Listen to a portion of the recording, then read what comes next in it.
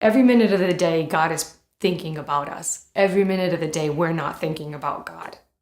And he knows you're going to go through some muck and mire, some ugly stuff, but he's got you.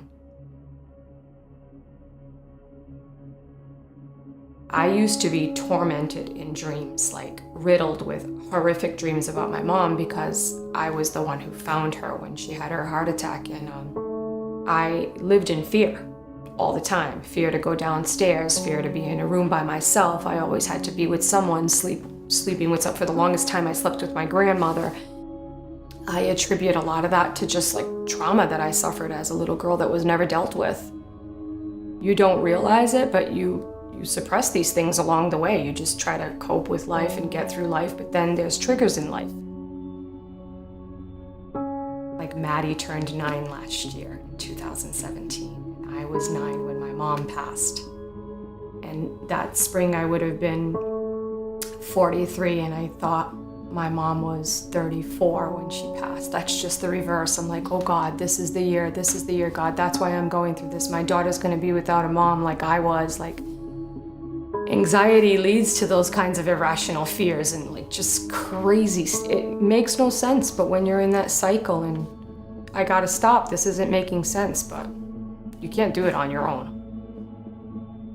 When I accepted Christ, one of my first requests was that God, I remember raising my hands and saying, God, if you are real, take these dreams away. Help me to never dream a bad dream again about my mom. Instead, replace them with like good dreams. It's an exchange for peace, because there's things in your life that you cannot control. And until you give them up, you're never going to experience that peace. And that's what I had to do. It's a crippling thing. It's very debilitating. It's hard. It even debilitates you from everyday silly things like going to the grocery store. You feel like you can't even cope with the smallest tasks, things that you would have done in a snap of a finger, not even thinking twice, you know? And you feel like nobody understands you. Nobody's getting what you're feeling. You feel very frustrated, you know, because when you're anxious, you lose hope. You don't have it. You begin to think grim and ugly and dark. You're in the dark, like in a dark place. But the whole time thinking, God, show me what it is. Why am I in this place? But most of all, it was a lot of crying out to God. I read a lot of the Psalms, definitely, because they're inspiring, they're uplifting. Good counsel. Good friends. I'm gonna get emotional. Worship was huge. I would just put my earbuds in and just worship and for hours on end until I began to feel that burden lift. The story of when Jacob wrestles with God, you know, he didn't exactly come out on top. He even came out with a little, you know, limp. And I think like, okay, today I still have anxiety. Sometimes it creeps up on me, but I can identify it. And I begin to pray and I begin to read and I seek out God's word and I seek out godly counsel a lot.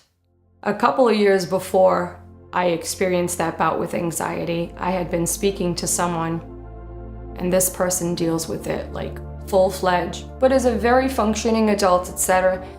When I look back at that, and I don't even know that I counseled her well because I had never experienced anxiety to that degree.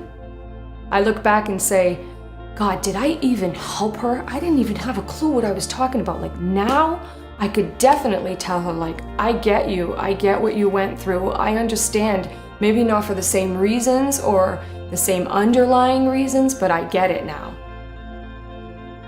I step out sometimes in things that I'd never step out in before, even sharing personal things about my life.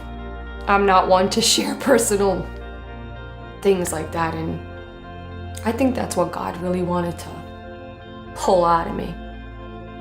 There's hope in God. I mean, and good counsel, good friends, people that are going to give you godly advice. They're going to even direct you in the Bible. They're going to share honestly and openly. They're going to be transparent with you. That's huge when someone else is transparent, because it's like a probe into your own life, and then it's like you're both flashing flashlights at each other. And so everything's exposed. You don't, okay, there's nothing to hide. I'm just like this person's just like me, and there's so many others like me. There's nothing to be ashamed of.